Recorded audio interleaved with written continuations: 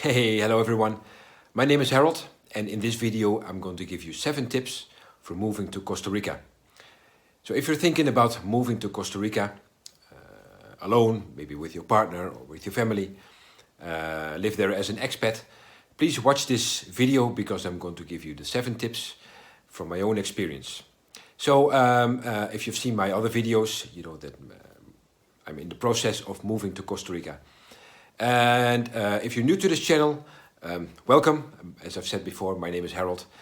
First, I want to tell a little bit about myself, about how I came to the idea of moving to Costa Rica. Well, we have to go a little bit back in time, back in the early 2000s, when I still was an adolescent. I became interested in the tropics with wildlife and tropical nature, and together with a childhood friend of mine, we kept snakes and poison dart frogs in our bedroom. So that was quite an exciting time.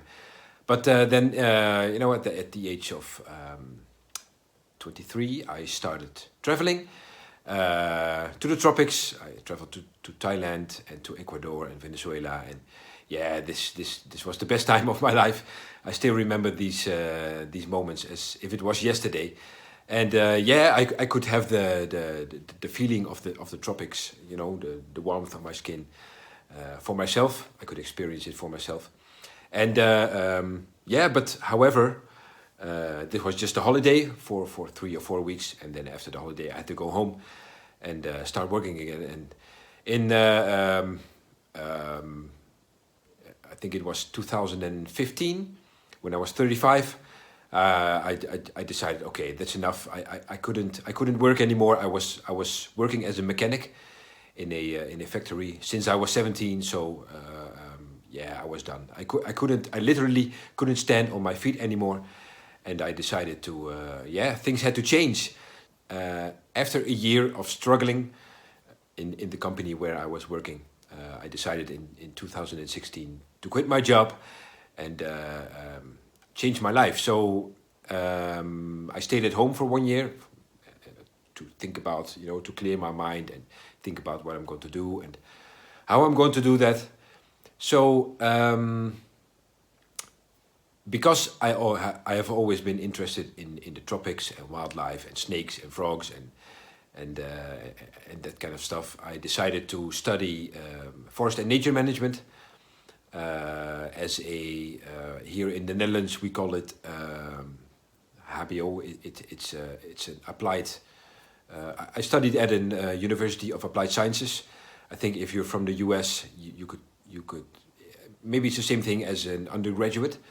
So yeah, I studied 4 years, and after time flew by like, you know, like the speed of light, and you know, I finished my study within the 4 years. It you know, the study was 4 years. So this was also during the COVID years. So I finished my study within the 4 years. So I was very happy while raising 2 children. Actually, our first one was born just 2 weeks before I actually started studying. So that was quite something. The other, they were all going to the pub after school, and I was going home changing diapers. So that was quite a. I still don't regret the decision I took, and I was lucky that my wife had a job where we could, you know, she had a salary where we could live off. So I had the chance to quit my job and to start studying again. So after my studies, I decided to look for another job again, and I worked as an education assistant at the university where I was studying. There was just a basic function, nothing really special, nothing really, you know, with important responsibilities. But in 2018, while I was studying, we traveled to Costa Rica for the first time. I always wanted to visit Costa Rica because of the wildlife, because of the nature, because of the, you know, the snakes and the poison frogs, and actually during my study I became interested in bird watching, and that is still my passion today. I love bird watching. But yeah, we decided to visit Costa Rica, and it wasn't it wasn't love at first sight. You know, if you've seen my other videos, maybe you know that my wife is from Peru, and we traveled to Peru to see her family quite a few times, and you know the difference between Peru and Costa Rica is very different. You know, not only culture-wise but also geographically wise, it's very different. You know, you have the Amazon in Peru, but and you also have a lot of rainforest in Costa Rica. However, in Peru and Bolivia and the other South American countries, you know, they have the real indigenous people like the Incas, and that's what I was that is what I was missing in Costa Rica. You know, it's a beautiful country. It's not that big. It's only a few times bigger than the Netherlands, I think. Everything is easily accessible. You have a great healthcare system. You have a great education system. You can drink water from the tap. Actually, that's quite unique in Latin America. But I was missing that you know, that pure Latin indigenous culture. But yeah, during my study, I had to. I think it was in the third year. I had to start doing my internship and my thesis, and that was in 2020. So when you know, when when the COVID circus broke loose, so to speak. So I decided, actually, my study, you know, one of the requirements was to study to do an internship in abroad, outside of Europe. But because of COVID, I couldn't do that. So after that, I had to do my thesis, and I decided to conduct my thesis and do my research in Costa Rica, because Costa Rica was one of the few countries that was still, you know, a little bit open. The borders were opening again, so I decided to do that in Costa Rica, and it was absolutely amazing. That was the time that I fell in love. You know, I studied bird diversity, and I lived there for 8 weeks. So I came back, and then after my graduation, you know, I started thinking about, okay, maybe if I want to, you know, to do something with my study, maybe Costa Rica is a good country to live in, and also for our children. You know, my wife is Spanish speaking, and our children also understand Spanish. We talk in Dutch at home, but my wife speaks in Spanish to my kids, so they understand everything. So yeah, but you know, my wife was still happy here in the Netherlands, and she was a little bit, you know, okay, I want to stay here in the Netherlands, and you know, not moving to Latin America again. But now we are in the process. Okay, she's accepting more the idea of moving to Costa Rica, and you know, I have a vision and a plan for what I'm going to do there, and okay, so that was maybe it took a little bit longer than I expected, but that was a little bit about my background and how I came to the idea of moving to Costa Rica. So now I'm going to start actually with the 7 tips that I learned all the way. I'm still learning things about moving to Costa Rica, but these are 7 tips that I think are quite important to think about. So let's start with tip number 1. I actually just mentioned it before. Have a vision. Know what you are going to do when you're in Costa Rica. Costa Rica is a beautiful country. It's very accessible. However, it's not very cheap, very affordable. A lot of people from the US, from Canada, but also from Germany and the Netherlands are moving to Costa Rica. But it is important, always in general, if you are moving to another country, what are you going to do? How are you going to make money? If you're a pensionado, then that's a different story. If you already have a business that you can continue in abroad, then this is something that that you maybe don't have to think about. But if you don't have an income, start making a vision. I also start creating a vision. My dream is to move to Costa Rica, but with a family of four, my wife and two kids, it's important to to make money, of course. So because I studied tropical forestry, forest and nature management, I really would love to do something with reforestation, nature conservation. So actually, I visited Costa Rica last December to orientate myself, and I looked at some properties while I was there, properties that are interesting for reforestation and nature conservation. But if you want to start a project like that, how are you going to make money? If you are in the business of reforestation and nature conservation, you know that funding is always is always a problem. And so I decided to start an online business. I started to learn about affiliate marketing and also about cryptocurrencies.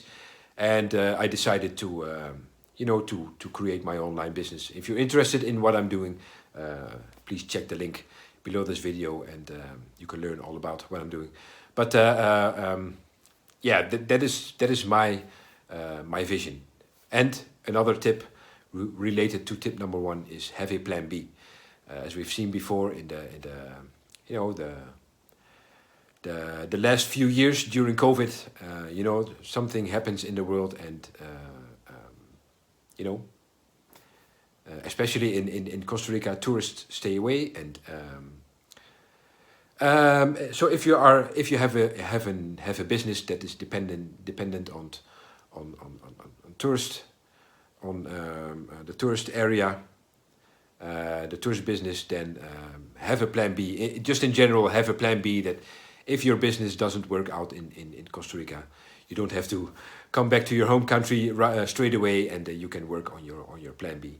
So that was tip number one: have a vision, and dream big, dream bigger than your fears. That's what I've learned all the way. The past few months while I was creating my online business. Dream big, have a vision, dream what you want, dream. Think about your dream life, and universe is going to help you create that. So that brings us to tip number two. That's orientation.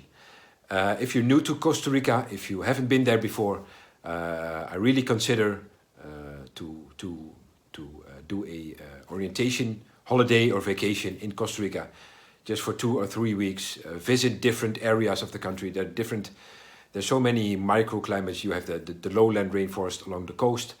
You have the coastal areas with the beaches. You have the Nicoya Peninsula, which is actually one of the drier areas in Costa Rica.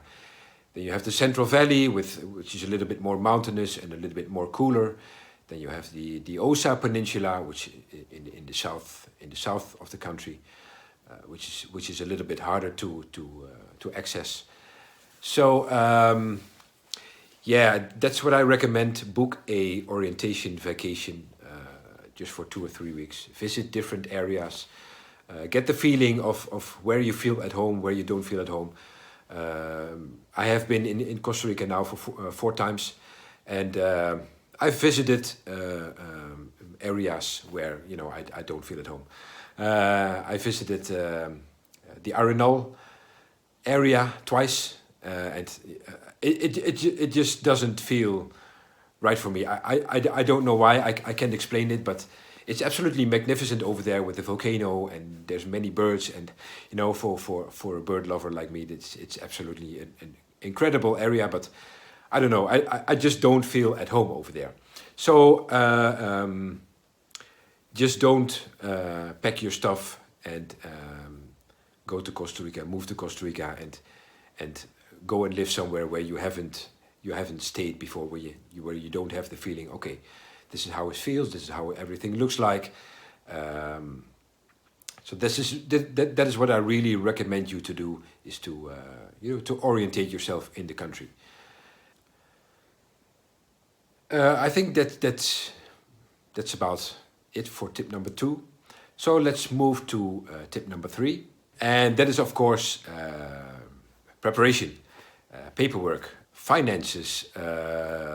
insurances, visas, your mortgage, your rent, your pets, your children. Everything needs preparation. If you have kids like we have, we have two kids. The youngest is 3 and the oldest one is 5. So, the oldest one has to go to school in Costa Rica. The oldest one is the youngest one is 3, so she's a little bit. It's a girl, and she's she doesn't have to go to school when we move there. But these are very important things to think about. You don't need a visa for Costa Rica to live there. You can actually, that's what they call it, perpetual tourism. That's what you stay in the country for 3 months. That's how long you can. That's the duration of your visa, your tourist visa, for 3 months. Then you have to leave the country and come back again. But the nice thing about Costa Rica is that you can go to the border with Nicaragua or Panama, and then just go out of the country, stamp your passport, come back in just a few seconds later, and then you can go to your Airbnb or your hotel or whatever, your house. So that is the good thing of Costa Rica. You can live there as a perpetual tourist. You don't need a residency. Obviously, there are also benefits of having a residency. You can benefit from the healthcare system, and but as a tourist, as a foreigner in Costa Rica, you can also buy properties. You can buy houses. You don't have to be a resident to do all that stuff. You can also start a business. So everything needs preparation. So if you have a house like we have a mortgage, so we have to sell our house. We have to, actually, about 2 weeks ago, we had an orientation call with a relocation agent in Costa Rica to see if it is worth to ship all our belongings to Costa Rica. And I don't think we're going to do that. It is quite expensive. It's about around $11,000 for just a wooden box. They call it the lift van. That's not even a full container. So that's quite expensive, and we don't have that much of expensive or important stuff to take. We think we're going to just get a couple of extra suitcases when we fly to Costa Rica, and put everything in our suitcases. So think about what you're going to if you want to bring your belongings, and start preparing this way in advance. If you want to ship your belongings to Costa Rica, this can take up to 2 or even 3 months before you actually have your container before your house in Costa Rica, and you can take out all of your stuff. So that's something to consider if you are preparing coming here. And then also paperwork as insurances. Make sure you have copies. Or make sure you have everything digital, as we are here. Like I am living in the Netherlands, in Western society, and probably also if you are in the US or in Canada or somewhere else in the Western world, we have everything digital paperwork, insurances, and maybe your last will or whatever. Make sure you have everything where you can access it easily while you are living in Costa Rica. So that's it about preparation. Start thinking about where are you going to put your kids in school. That's something to consider. Also checking in while you're doing your orientation holiday. If you have kids, check out schools. They have public schools, but you also have international schools, and there's a lot of possibilities. So maybe you want to homeschool your kids. There's also a possibility in Costa Rica. Actually, this was all preparation with paperwork. So tip number 4 is preparation for the actual move. So okay, you have decided to move to Costa Rica. You have planned everything. You have a vision. You know what you're going to do there.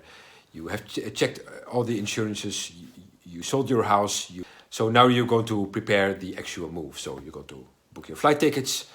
Actually, this is going to be a one-way ticket, of course, But however, keep in mind that if you are entering Costa Rica, pretend like you are a tourist. If you are, if you're telling customs that you are going to stay here, to live here, and do all kinds of business things, and it can get you can get in trouble. Not in trouble, but it can get time consuming, because they're going to have to check all the paperwork, and this can even risk that you don't not allowed entering the country. So just pretend you're a tourist, and then have a holiday plan ready. But you need to have a proof of a return ticket. But there are all all kinds of ways to create one your own. You don't need an actual return ticket, but make sure you have some kind of proof that you're not going to stay in the country longer than your tourist visa. And so book your flight tickets. If you have shipped your belongings, make sure you're going to keep track on that. Make sure you have all the paperwork ready for if you have pets, if you want to take your pets with you, your passports, your healthcare insurance. You need, as an expat in Costa Rica, you need a healthcare insurance. Yeah, if you haven't decided where to stay, please check out the areas. If you're staying in an Airbnb for the first night, or in a hotel, make sure you have a place to stay for a longer period. Consider renting a house for the first few weeks or months to orientate yourself. Make sure everyone around you, your family, your relatives, your family and friends, knows where they can contact you, or leave your contact details behind. So next thing is rental car, or actually a car. If you're going to live in Costa Rica, you're going to need a car, one way or another. So you can consider renting a car for the first few weeks or months, but this can be quite expensive. So consider buying a car in Costa Rica. This can be time consuming. So take your time for that. Orientate yourself with different companies in Costa Rica. It is actually recommended to buy your car in the Central Valley, as outside of the Central Valley, this is where the population isn't very dense, and there are a lot of rural areas. So things can get more expensive. Things can get more time consuming. So please consider buying your car in the Central Valley around San Jose. Orientate yourself. Don't buy the first car you see. Visit different car companies, garages, to win or to get yourself educated. Talk to the locals where they have bought their car. Maybe they have tips and tricks for buying a car. And also, Google is your best friend, and there are also a lot of tips and tricks available on the internet how to buy a car, and not get scammed, not get the tourist prices, because this is a real this is a real thing in Costa Rica. As a foreigner, you can get ripped off very easily. So be aware of that. Then tip number 5. This is actually I've already mentioned this before, but it is about healthcare. If you're going to live in Costa Rica and maybe you have an illness, or you have a disability, or you want to live somewhere in the proximity of a good hospital. As I've mentioned before, Costa Rica has a fairly good healthcare system.